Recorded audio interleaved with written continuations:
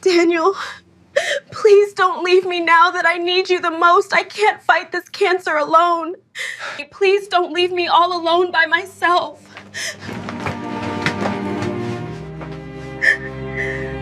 Please. Adeora's hand closed around her husband's wrist before she could stop herself. Daniel, please. Just stay. Daniel Whitfield looked at her hand on his wrist. Then he looked at her face. His jaw moved once and he said nothing. The suitcase was already by the front door. A second one sat beside it. His laptop bag was on the hook. He had arranged all of this before she woke up, before she came downstairs and found him folding shirts with the careful efficiency of a man who had already made his decision and was simply completing the steps. I am not asking you to fix anything. Her voice shook and she hated it. I am not asking you to carry it. I just need you to stay. That is all. Please. He looked at her hand one more time. Then he lifted it off his wrist gently and set it back at her side. I can't watch you go through this, he said. I know what that makes me. But I cannot be who you need me to be right now. You'd be my husband. That is all I need you to be. He reached for the door handle. Daniel.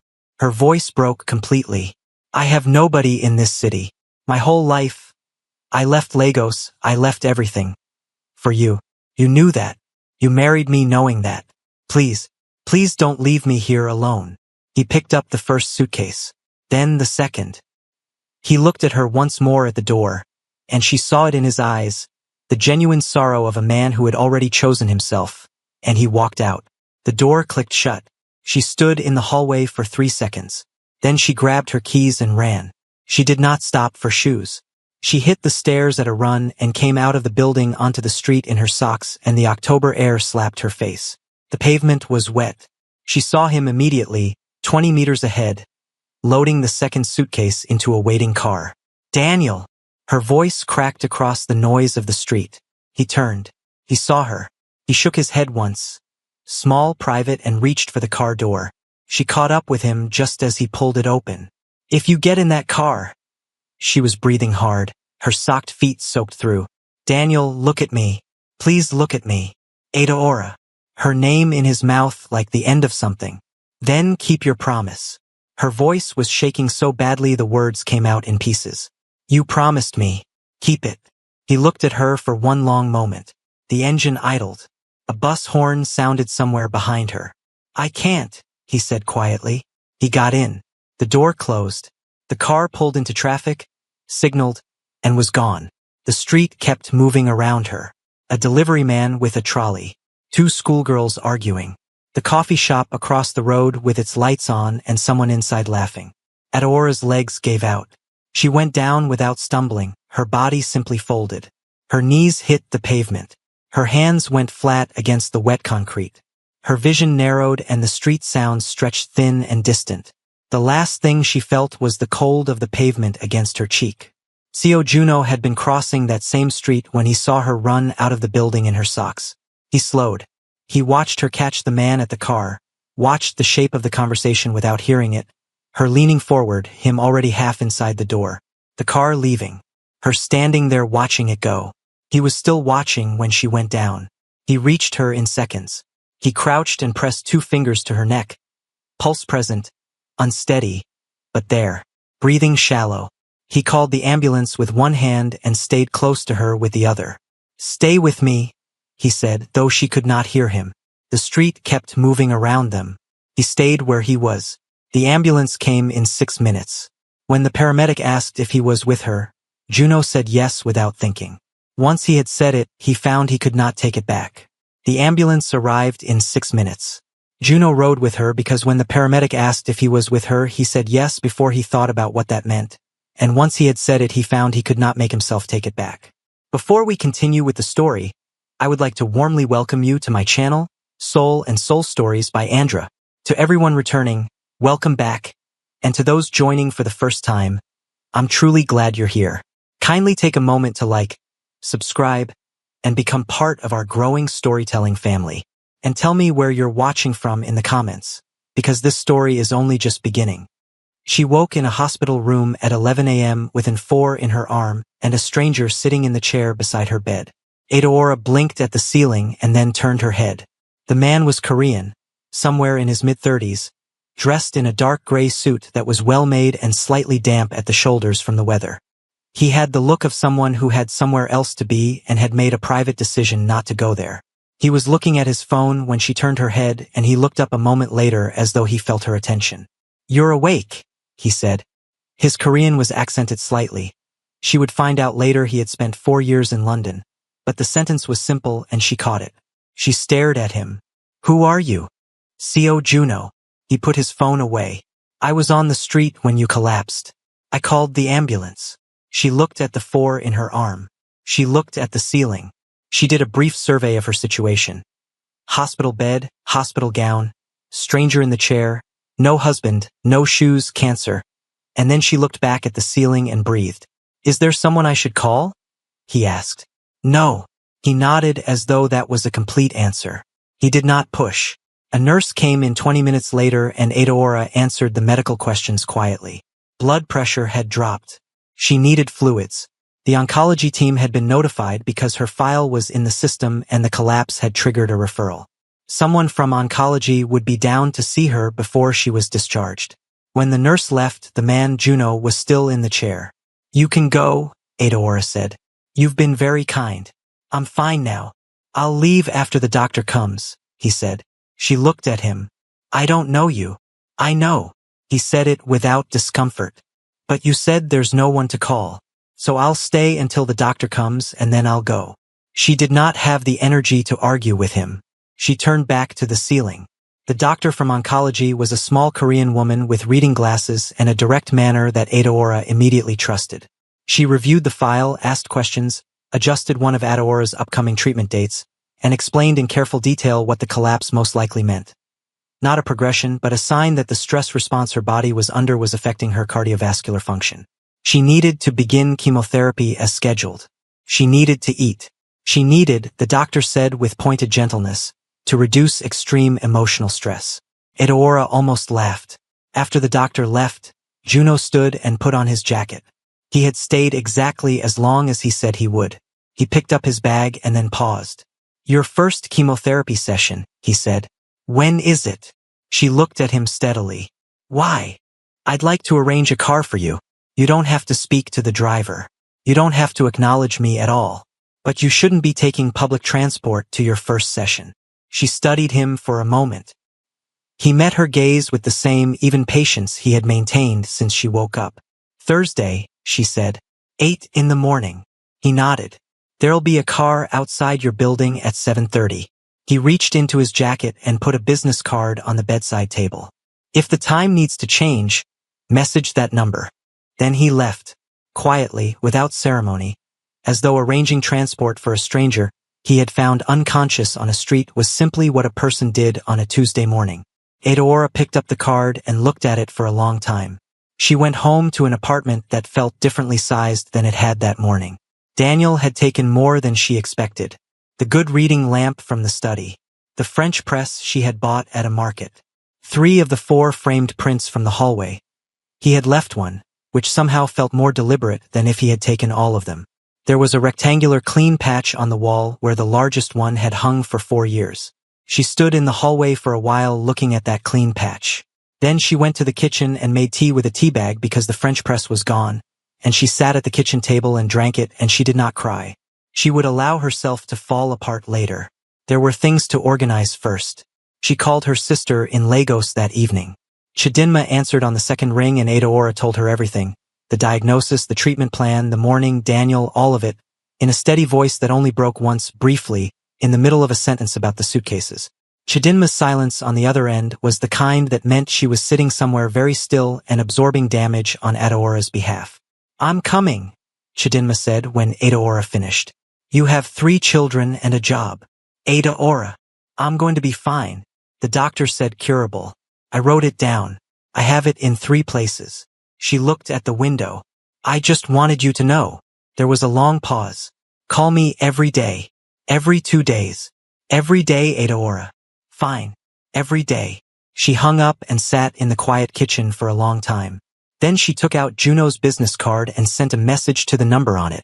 "The time is fine. 7:30. The reply came 4 minutes later. "Noted. The driver's name is Mr. Park.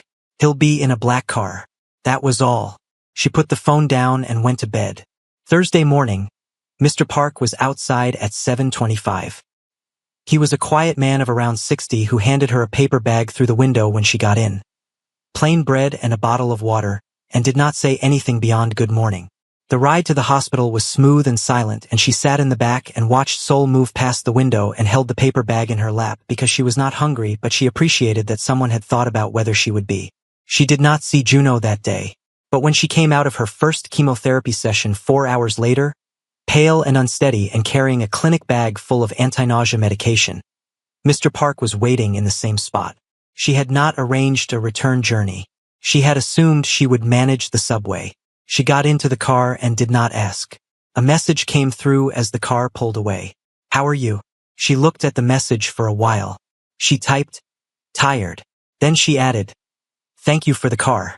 He replied, "The car will be there every session. Just tell Mr. Park what time you finish and he'll wait." She put the phone in her bag and closed her eyes for the rest of the drive home. The first weeks of chemotherapy remade her routine entirely. She had been working remotely as a project consultant for an architectural firm. Work she had built carefully from scratch after giving up her Lagos practice to follow Daniel to Seoul. She kept working because stopping felt like giving cancer another thing it did not deserve to have. She attended her sessions, took her medication on schedule, ate when she could, and documented her treatment in a small green notebook she kept by the bed. Juno messaged every few days. The messages were brief and asked specific questions. How was the nausea? Had she managed to eat? Was Thursday's appointment still at the same hospital? She answered briefly. He did not ask personal questions, and she did not offer personal information. The car continued to appear every session without discussion. For weeks in, her hair began to go. She found it first on her pillow, a gathering of dark strands that she picked up and looked at in the morning light. Then in the shower, the drain catching more than it should. Then in her brush. Then in her hands when she simply ran them through her hair without meaning to check. She sat on the bathroom floor one Sunday morning with her hands in her lap and looked at the wall for a long time. She thought about her hair, the years of it, the specific weight of it, the way it looked twisted up when she was working, the way she had worn it at her wedding. Then she stopped thinking about it because that direction led somewhere she was not ready to go. She got up, got her scissors and sat in front of the bathroom mirror. She cut first, then shaved. Took 40 minutes. When it was done, she looked at herself in the mirror for a long time, her face without its frame, her skull clean and bare, her eyes larger than she remembered. She looked like someone new. She was not sure yet whether that was bad or not. She sent no messages about it and told no one. She wrapped her head, got dressed, and went to make breakfast. The following Tuesday she had an appointment and Juno was there for the first time since the hospital. She came out of the building to find him standing by the car rather than Mr. Park, in a dark coat, his hands in his pockets. She stopped on the pavement. He looked at her. His expression did not change, did not flicker with the particular careful sympathy she had learned to dread from people who looked at her and thought she needed to be handled. "Mr. Park had a family thing," he said. "I drive." She got in the car. They were almost at the hospital before he spoke again. "You cut it yourself," he said. It was an observation, not a question. She kept her eyes on the road ahead. "Yes. Good," he said with a matter-of-factness that startled her. "You didn't let it happen to you. You made it happen." She did not respond, but she thought about that sentence for the rest of the day. The divorce papers arrived by courier 6 weeks after Daniel left. A thick envelope with a law firm's logo in the corner, placed in her hands by a man who was professionally sympathetic in the way couriers sometimes are when they know what they are delivering. She signed them on a Tuesday evening, sitting at the kitchen table with a cup of tea going cold beside her. She read every page. She initialed every section.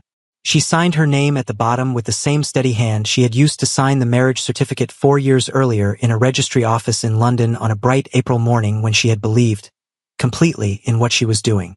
She put the papers back in the envelope and set it by the door to return in the morning. Then she sat at the table and let herself cry for the first time since the morning Daniel left. Not for him specifically, for the version of her life she had believed she was living. For the city she had moved to and built a quiet existence inside. For the certainty she had woken up with every morning before the diagnosis. The flat assumption that life had a shape and she knew what it was. She cried for about 20 minutes. Then she washed her face, took her evening medication, and went to bed. Juno messaged at 9 that evening. Did you eat today? She stared at the message. Then she typed, I signed my divorce papers. The reply came back quickly. Did you eat today? She almost smiled. It was involuntary and faint, but it happened. Yes. Earlier. Good. Sleep if you can. She put the phone on the nightstand. She did not sleep immediately, but she lay in the dark feeling slightly less alone than she had an hour ago, and that was enough for that particular night. By the second month of treatment, her body was showing her exactly what chemotherapy cost. The nausea was a constant that ebbed and flowed in tides she was slowly learning to predict. There were days she ate 2 full meals and felt almost like herself, and there were days the smell of cooking from the apartment below hers sent her to the bathroom. She learned which foods survived the bad days: plain rice, plain crackers, ginger tea, specific fruits, and she organized her kitchen around this knowledge with the same methodical precision she brought to architectural plans. She lost weight steadily. Her clothes grew loose in ways that forced her to make adjustments. She bought 2 pairs of trousers with drawstring waists and 2 oversized shirts and wore these on the days the old clothes hung wrong. She moved through these changes practically because the alternative was to be devastated by them, and she had decided very early that she would be practical. Juno came to her appointments twice more in October. He did not make it habitual enough to be intrusive. He appeared, drove her, asked brief questions, and left when she was settled. On the last Thursday of October, he arrived with food from a restaurant she had mentioned once, in passing, that she had been to before she got sick. She had mentioned it once. He had written it down somewhere in that careful mind of his and turned up with the specific dish she had described. She stood at her door holding the container and looked at him. You remembered that, she said. You said the broth was good on days your stomach was unsettled. He was already stepping back toward the lift. I thought today might be one of those days. It was. He was right. She ate the whole container sitting at her kitchen table, and it was the first full meal she had finished in 11 days. In November, his family found out about her. She did not know this until Juno told her himself, on a Wednesday evening when he came to take her to a hospital consultation. He was quieter than usual in the car, and she noticed but said nothing. After the appointment, sitting in the hospital car park waiting for traffic to clear, he told her that his mother had called a family meeting. That photographs of him outside the hospital had been picked up by a gossip column. That the column had connected him to a sick African woman in a way that the article clearly intended as a criticism rather than a description. She listened without speaking. He told her his father had raised concerns about the company's image. That his uncle had mentioned the upcoming merger and the optics of a senior director being publicly associated with someone whose situation attracted that kind of media attention. He told her all of this with the same flat calm he brought to everything. I resigned my directorship yesterday, he said. Edaora turned to look at him fully. You did what? Submitted the paperwork in the morning. Juno. She said his name for the first time without thinking about it. You had no right to do that. You should have told me. I would have told you not to. Which is why I didn't tell you first. This is your family's company. It is. He looked through the windscreen at the car park. It was also the right decision. The right decision for whom? Her voice was harder now, and she knew it, and she did not soften it. Not for me. I did not ask for that. I have never asked you for anything.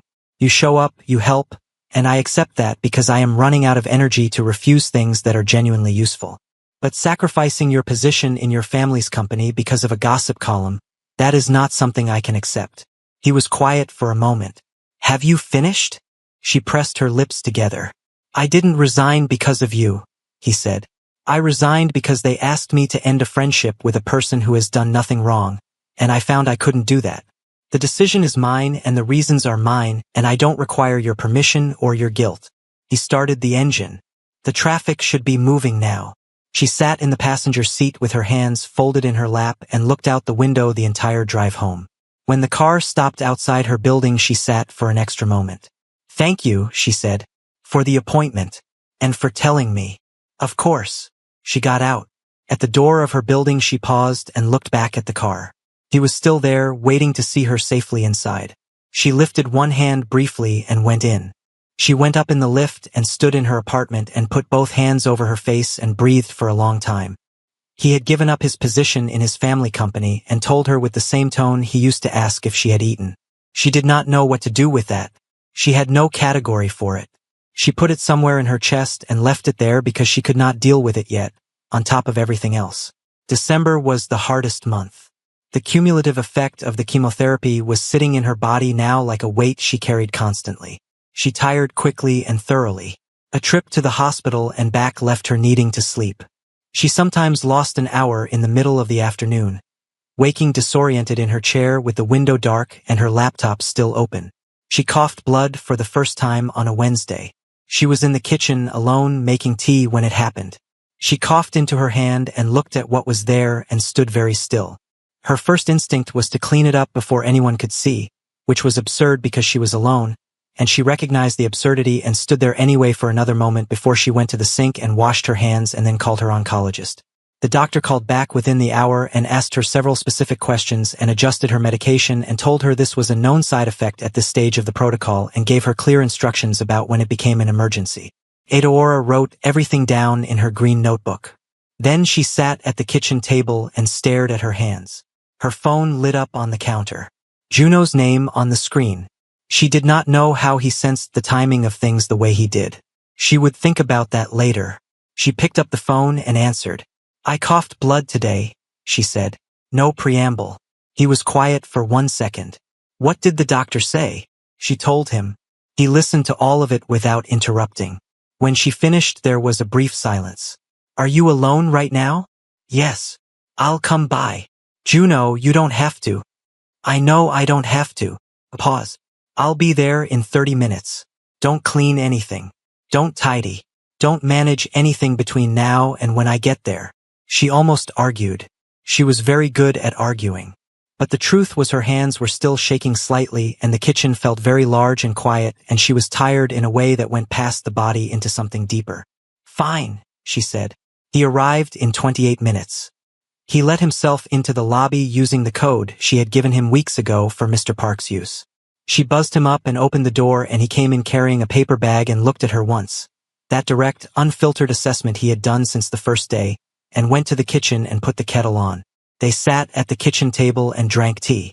He asked her specific questions about the medication change and she answered them. Then they were quiet for a while. The kitchen window showed the Seoul night, the particular orange-gray of a December sky over a lit city. "I'm frightened," she said. She did not mean to say it. It came out without permission, in a voice she had not heard herself use since she was very young. Juno set down his cup. He looked at her. "I know," he said. "I don't say that to many people. I know that too." She looked at the table. "I'm frightened that the treatment isn't working. I'm frightened that I'm going to get worse before I get better, and that when I get worse it's going to be that I won't recognize myself." She paused. "And I'm frightened that you'll get tired." He was quiet for a moment. "Of what?" "Of this. Of me. Of the hospital appointments and the coughing and the days I can't finish a sentence because I'm too tired." She looked up at him. "People do get tired. I have first-hand evidence." He held her gaze. "I'm not Daniel Whitfield. I know you're not." "Then stop applying his measurements to me." He said it directly without heat. "I'm here because I choose to be here. Every time I come through that door I'm making that choice again. You don't have to earn it and you don't have to carry guilt about it. It's a choice I'm making, not a debt you've incurred." Edaora looked at him for a long time. Something behind her sternum ached in a way that had nothing to do with the cancer. She looked back at the table. Okay, he said and picked up his tea. January arrived and brought her lowest point with it. The scan results came in on a Thursday and her oncologist sat across from her with the kind of measured expression that Edaora had become expert at reading. The cancer had not spread, but the primary tumor was responding more slowly than the original projection had suggested. The protocol would need to be intensified. There were new side effects to manage. The timeline had extended. She sat in the consultation room and listened. She asked the right questions. She took her notes. She thanked the doctor and walked out into the corridor and leaned against the wall and looked at the ceiling tiles. Juno was in the waiting room. She had asked him to come today because she had known, without knowing how she knew, that today's appointment was not going to be simple.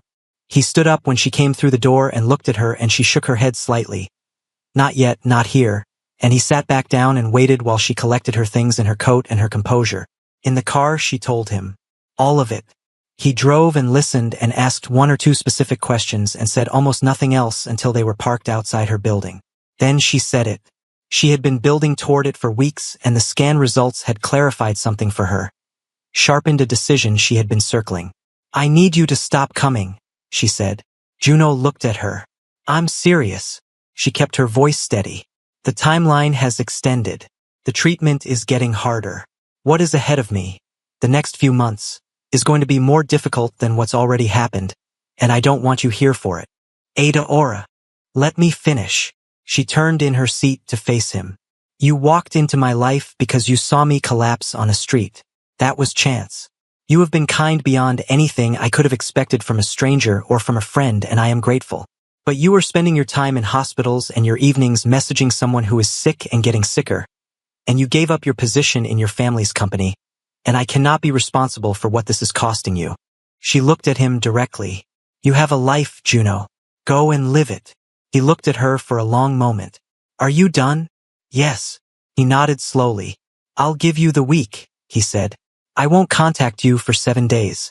If after 7 days you still want me to stop coming, I'll respect that. But I think you're making a decision based on fear, not on what you actually want. He looked through the windscreen. So take the week. Think about it honestly. And then tell me. She opened her mouth. Closed it. Go inside, he said. It's cold. She got out of the car. She walked to the building door and punched in the code and went in without looking back. Upstairs she stood in her hallway and felt the silence of the apartment settle around her and felt, with more intensity than she had expected, how different it was from the previous 4 months. The car that had been there every Thursday morning. The food outside the door. The messages at 9 in the evening asking if she had eaten. The Tuesday he had appeared with the broth from the restaurant she had mentioned once. The night in December when he had sat at her kitchen table and let her say the word frightened out loud and had not turned it into a moment. She sat in her chair by the window and looked at the city and was honest with herself. She did not want him to stop coming. She was terrified of what that meant. Those were both true at the same time, and she sat with them for a very long time. On the 7th day, she sent a message. Come Thursday. His reply arrived in less than a minute. 7:30. February brought the worst of it. Her weight dropped to a point where she looked in the mirror and barely connected the face looking back to the one she remembered from a year ago. Her cheekbones were pronounced in a way that made her features architectural. Her energy on the bad days was so depleted that she moved through the apartment slowly, one task at a time, resting between them. Juno came twice a week now. He never asked if he could come more often. He appeared on the days he said he would and stayed the duration he had said and left without being asked twice. He had learned the specific geography of her good days and her bad days. He brought food on the good ones and sat quietly on the bad ones and never confused the two. On a particularly difficult Tuesday, he simply sat in the chair by her window and read while she slept on the sofa, and when she woke he had covered her with the blanket from the arm of the sofa and was still reading. She looked at him from the sofa, still half asleep, and he looked up from his book. Still here, he said. It was the same thing he had messaged her at 2 in the morning once, when she could not sleep and had messaged him something half-coherent about being scared of the dark. Just, still here. She pulled the blanket up and looked at the ceiling. I think I'm in love with you, she said. She said it to the ceiling, flat and factual, because she was too tired to dress it up and too far into this to pretend it was not true. The room was quiet for a moment. I know, Juno said. She turned her head to look at him. He was looking at her with an expression she had been cataloging for months without being able to name it, and now she could name it easily because she had just put the same thing into words herself. You're not going to say it back, she said. Not today. He held her gaze. When you are well. When this is over and you are standing on the other side of it and you look at me and still feel what you feel right now, then I'll say it. Because I want you to know that what I feel has nothing to do with what you're going through. It exists separately from the illness. And you will only believe that when you're healthy enough to see it. She stared at him for a long time. That is a very frustrating answer, she said. I know. She turned back to the ceiling. A long pause. Thank you, she said quietly. Sleep, he said, and went back to his book. The surgery was in March. She went in on a Monday morning and Juno was there at 6:30 when the hospital required her to arrive. He sat in the waiting room for 4 hours and 11 minutes while the procedure took place. She found out the exact time later because he told her matter-of-factly when she asked what he had done while she was in theater. She woke up in recovery with a pain that was clean and specific and manageable and a nurse telling her it had gone well. She lay there looking at the recovery room ceiling and thought, still here. She was still here. When they moved her to her room, Juno was sitting in the chair. She looked at him. She was groggy and her throat was dry and her voice came out rougher than she intended. You've been here this whole time.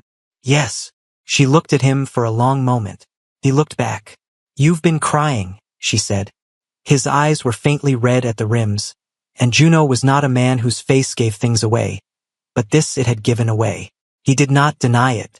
He met her gaze and let that be true in the space between them. It was a long 4 hours. She looked at the ceiling. She felt something in her chest that was not post-surgical pain. Something warmer and more frightening and more certain than anything she had felt in a very long time. I'm still here, she said. Yes, he said. You are. April was different. The scans came in and her oncologist used words that required Adeora to sit very still in the consultation chair to receive properly. Responding well, clear margins, no new activity. And then the word she had been holding on to since the very first appointment.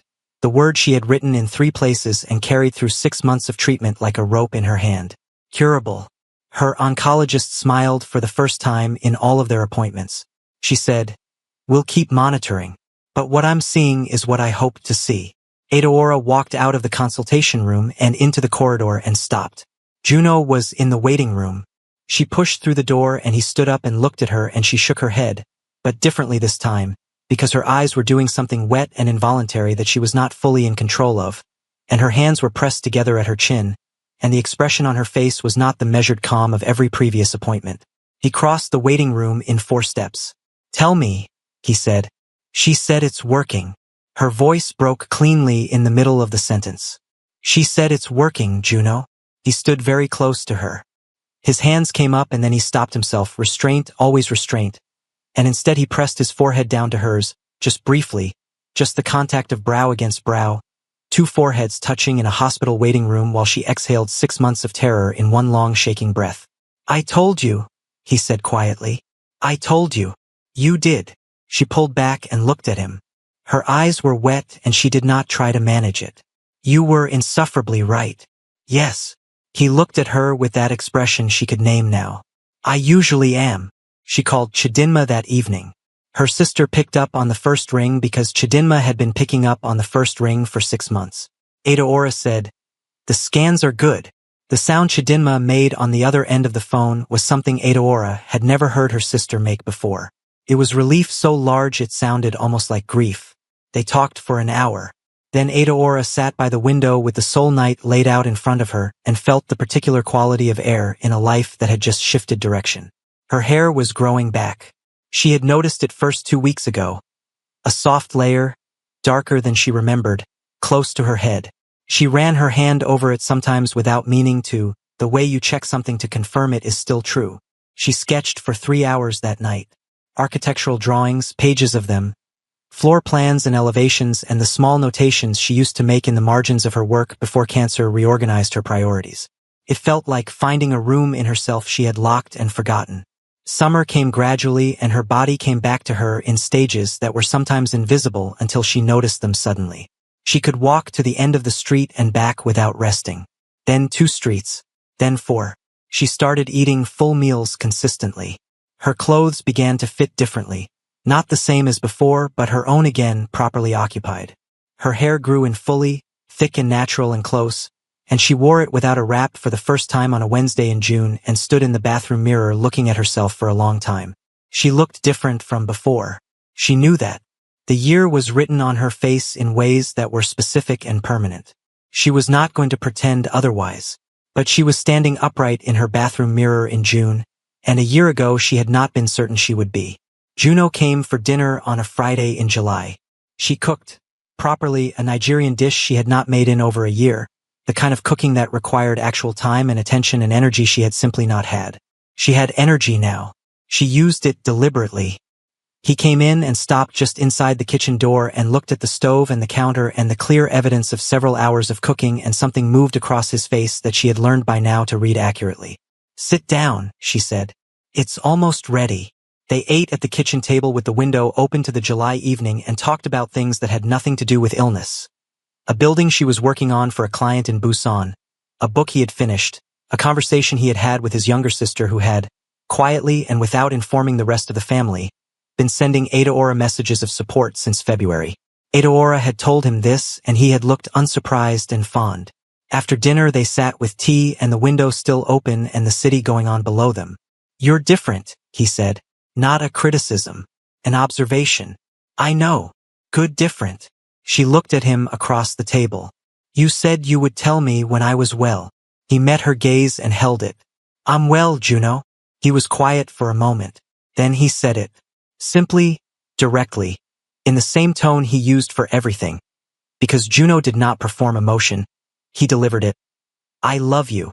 I have loved you for a long time. I wanted to wait until you could hear it without the illness in the way." She looked at him steadily. "I heard you anyway, every time you showed up." "I know." She reached across the table and set her hand over his. He turned his hand over and held hers, and they sat like that at the kitchen table in the July evening while Seoul moved on outside the window. Daniel Whitfield arrived on a Sunday in August. She was returning from a walk, for kilometers easily, her longest yet, when she saw him outside her building. He was well-dressed and holding flowers and had the look of a man who had prepared for this conversation carefully. She stopped on the pavement and looked at him. He smiled. It was the same smile that had once worked on her. "You look good," he said. "I heard, through some mutual contacts, that you were better, that the treatment worked." He held out the flowers. "I'm proud of you, Adaora. Genuinely. You're the strongest person I know." She looked at the flowers. She looked at him. "What do you want, Daniel?" He lowered the flowers slightly.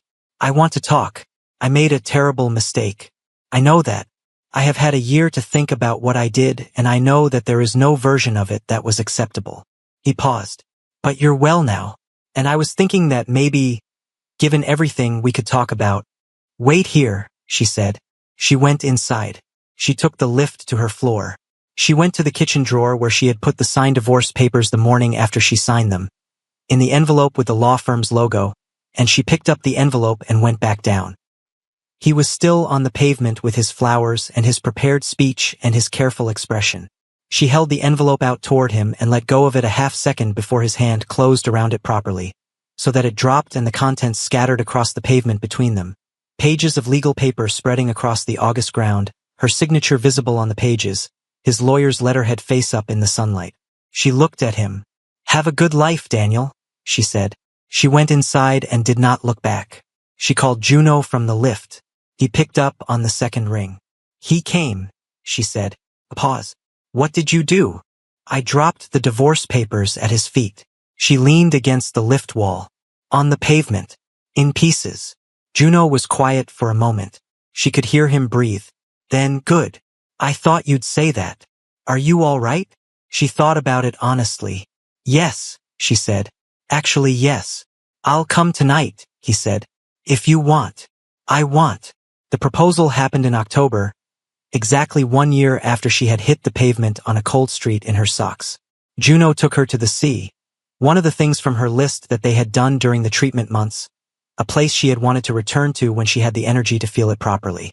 They stood on the coastal path in the October wind with Seoul behind them and the sea ahead, and he turned to her and said, without theater or rehearsal, that he wanted to do the rest of his life next to her.